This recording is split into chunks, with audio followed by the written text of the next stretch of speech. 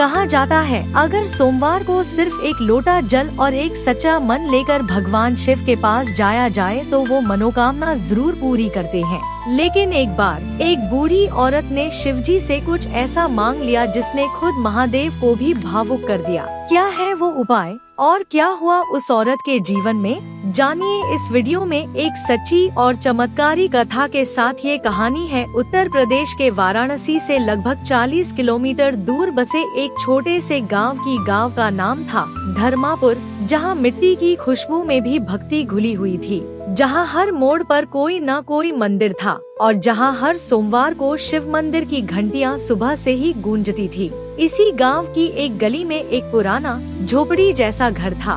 उसी में रहती थी शांता, 70 साल की बूढ़ी महिला, झुकी हुई कमर, कांपते हाथ और आँखों में सिर्फ एक ही रोशनी, भक्ति की। कभी वो भी एक संपन्न परिवार की बहू थी। पति रेलवे में काम करता था, लेकिन एक हादसे में चल बसा।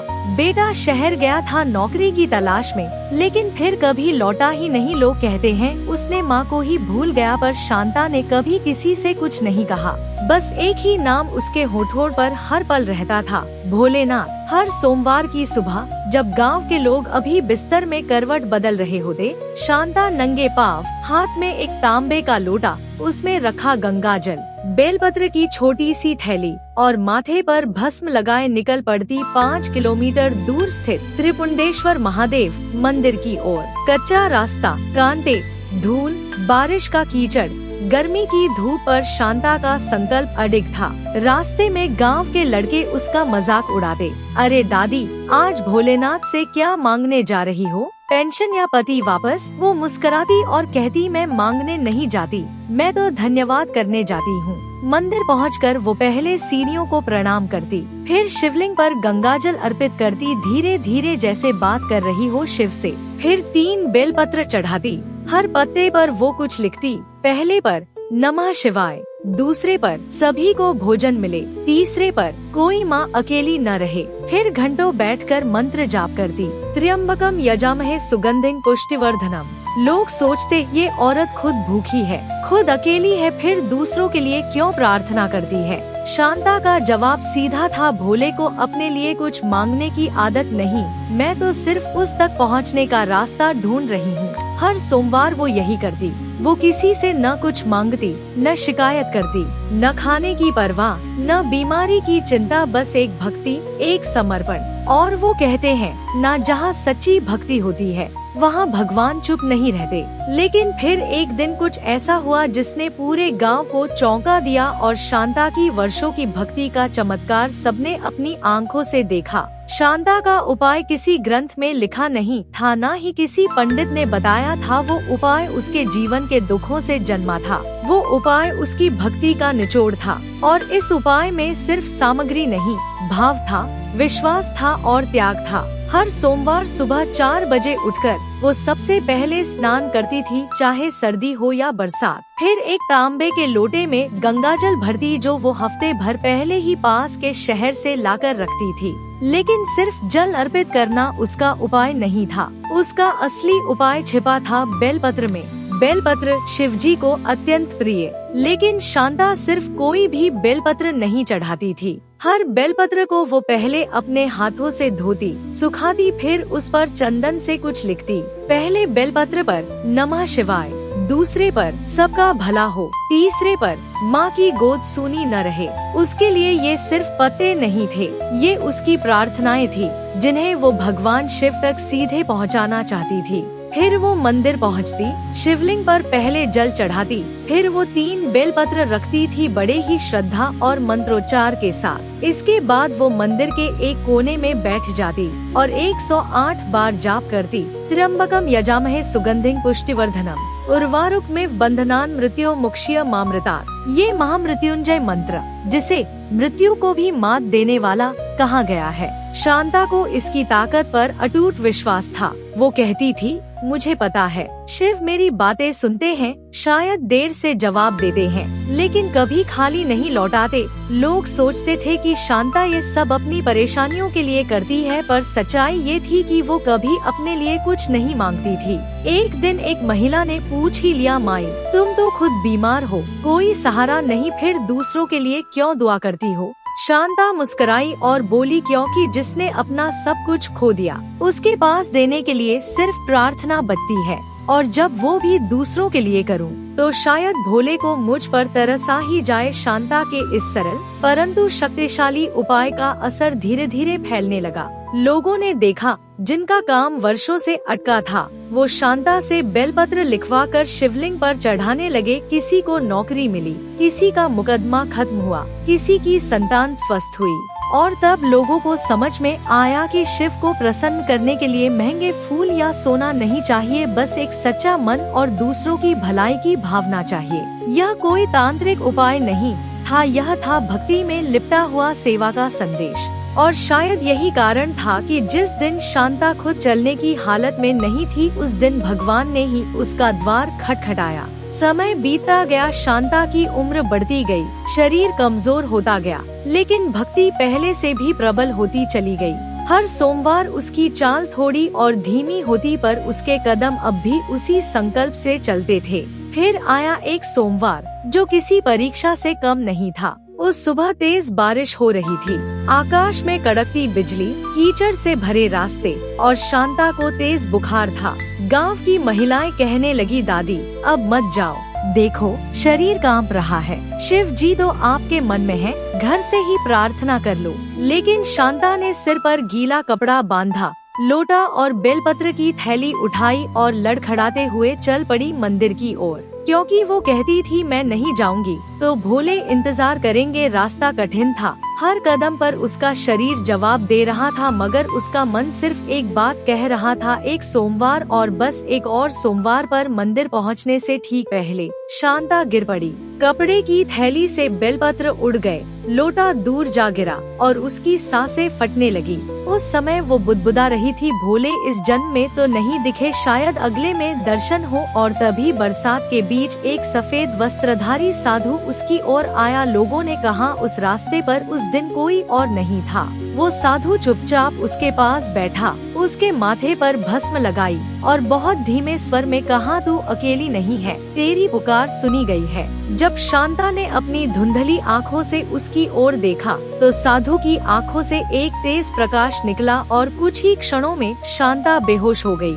अगली सुबह गांव वालों ने देखा, शांता मंदिर के भीतर शिवलिंग के पास बेसुध पड़ी थी, लेकिन उसके शरीर में फिर से जान थी। जब वैद्य बुलाया गया, उसने चौंक कर कहा, जिसे बुखार से मरा हुआ समझ रहे थे, उसका शरीर बिल्कुल स्वस्थ है, ऐसा तो चमत्कार ही कहा जाएगा। जब शांता को होश आया, तो उसने मंदिर की दीवार की ओर देखा, जहाँ कोई नहीं था, मगर शांता के होठों से निकला वो साधु भोले ही थे। उस दिन के बाद से शांता फिर कभी मंदिर तक नहीं गई। अब मंदिर खुद उसके द्वार तक आ गया था।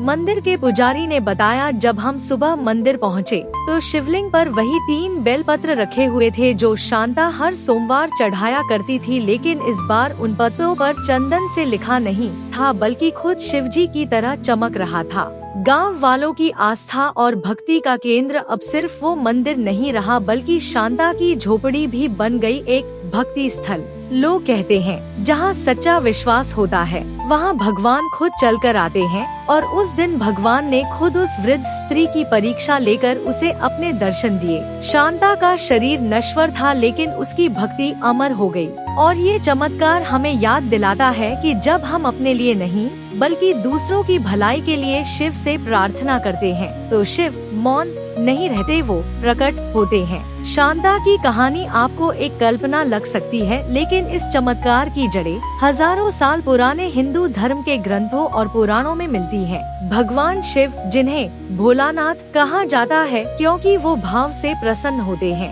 न कि भव्यता से। शिव महापुराण में कहा गया है, पत्रत्रयम् शंखपुष्पञ्च तुलसीदलं च यः अर्पयेत् स यान्ति परमं स्थानं शिवलोकं स गच्छति। इसका अर्थ ये है कि जो व्यक्ति शुद्ध मन से 3 बेलपत्र शिवलिंग पर चढ़ाता है, वो अंततः शिवलोक को प्राप्त करता है। शांता का उपाय भी यहीं से जुड़ा था। 3 बेलपत्र, 3 भावनाएं, 3 प्रार्थनाएं, और ध्यान दीजिए उसने किसी स्वार्थ के लिए नहीं बल्कि सबके कल्याण के लिए बेलपत्र चढ़ाए। शास्त्र कहते हैं बेलपत्र का हर पत्ता भगवान शिव के 3 नेत्रों का प्रतीक होता है। इसलिए जब कोई शुद्ध मन से बेलपत्र चढ़ाता है तो वो शिव की आंखों तक अपनी प्रार्थना पहुंचाता है। महामृत्युंजय मंत्र का चमत्कार। रुद्र संहिता में यह मंत्र स्वयं ब्रह्मा जी ने दिया था भगवान शिव की उपासना के लिए। त्र्यंबकम यजामहे सुगंधिं पुष्टिवर्धनम उर्वारुकमिव बंधनान् मृत्यो मुक्षीय मामृतात्। ये मंत्र न सिर्फ रोगों से मुक्ति देता है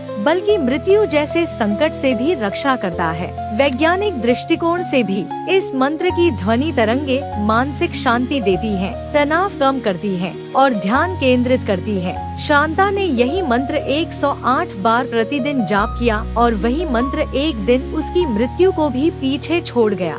मनुस्मृति, गरुड़ पुराण और स्कंद पुराण में यह बात बार बार दोहराई गई है, जो भक्त अपने लिए नहीं बल्कि दूसरों के दुख हरने के लिए ईश्वर का स्मरण करता है, उसके जीवन से स्वयं ईश्वर दुखों को दूर कर देते हैं। शांता ने यही किया। उसने कभी शिव से ये नहीं कहा कि मुझे दे दो, बल्कि उसने कहा सबको दे दो जो मुझसे भी ज्यादा जरूरतमंद है। ऐसी भावना को शिव कैसे अनदेखा कर सकते थे। महाभारत के अनुशासन पर्व में भी भीष्म पितामह ने कहा है तपस्या जब संकल्प से जुड़ जाए और जब उसमें किसी और के लिए त्याग हो तो वह मृत्यु को भी टाल सकती है। शांता की तपस्या कोई तांत्रिक क्रिया नहीं थी, वो एक मौन यज्ञ था जिसमें उसने अपना जीवन ही आहुति बना दिया। और यही कारण था कि जब उसका शरीर साथ छोड़ रहा था तब भी उसकी भक्ति जीवित थी और भक्ति कभी मरती नहीं। शिव कोई दूर बैठे राजा नहीं है, वो हर उस दिल में बसते हैं जो निस्वार्थ है,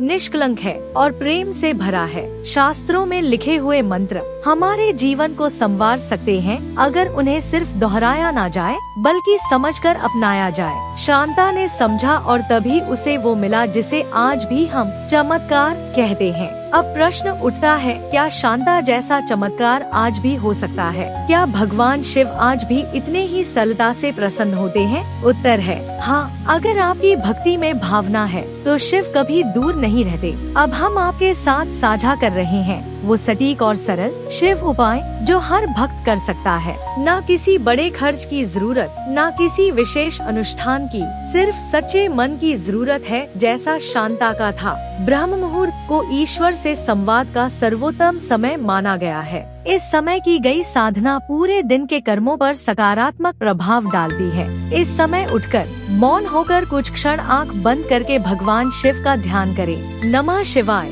शिव को शुद्धता प्रिय है, सिर्फ तन की नहीं मन की भी। स्नान के बाद स्वच्छ वस्त्र पहने। काले, नीले या सफेद रंग उपयुक्त है। तांबे के लोटे में गंगाजल या सामान्य शुद्ध जल लें। उसमें एक चुटकी काले तिल और कुछ चंदन मिलाएं। किसी मंदिर में जाएं या घर में ही शिवलिंग स्थापित कर भाव से ये अर्पण करें। त्र्यंबकम यजामहे सुगंधिं पुष्टिवर्धनम उर्वारुकमिव बंधनान् मृत्यो मुक्षीय मामृतात्। जल चढ़ाते समय हर बूंद को धन्यवाद मानकर चढ़ाएं, जैसे शांता करती थी बिना मांगे, सिर्फ श्रद्धा से। 3 बेलपत्र चढ़ाएं, हर पत्ते पर कुछ लिखें, चंदन से या मन में संकल्प करें। पहला पत्ता नमः शिवाय, दूसरा मेरे परिवार की रक्षा करें, तीसरा दूसरों के कष्ट भी हर लें। ये पत्ते सिर्फ सामग्री नहीं है, ये आपकी आत्मा की चिट्ठियाँ हैं। भोले के चरणों में बैठ जाएं, शांति से आंखें बंद करें और 108 बार जप करें नमः शिवाय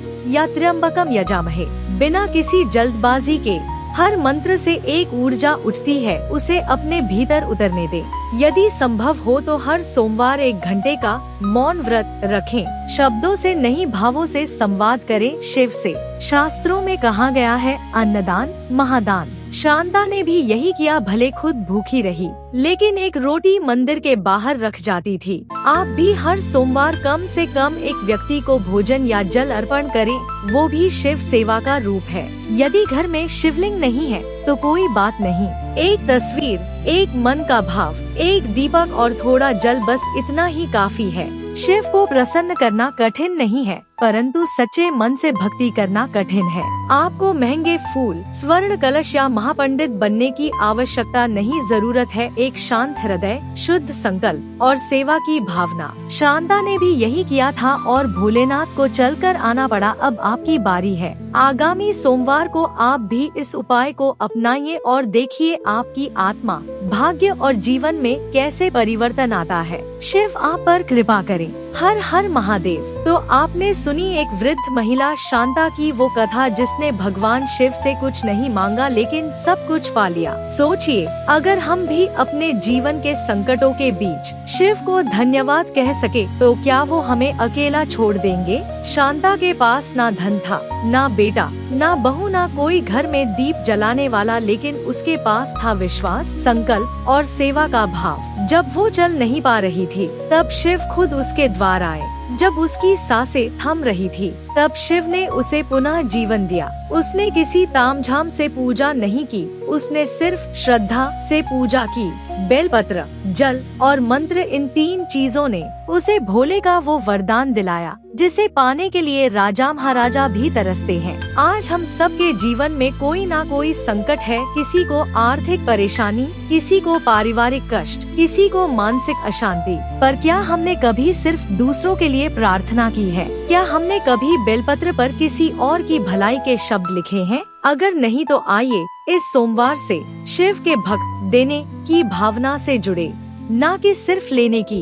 जो व्यक्ति शिव के चरणों में मैं को भूल जाए, सबको देखे, उसी पर महादेव की सच्ची कृपा बरसती है। अगर आपको इस कथा ने छू लिया हो तो इस वीडियो को एक दीपक की तरह फैलाएं अपने मित्रों, परिवारजनों और हर उस व्यक्ति तक जिसे शिव की कृपा की जरूरत है। कमेंट में लिखिए हर हर महादेव और साथ में वो मनोकामना जो आप दूसरों के लिए चाहते हैं। इससे न केवल आप शिव के साथ जुड़ेंगे बल्कि एक आध्यात्मिक परिवार का हिस्सा भी बनेंगे।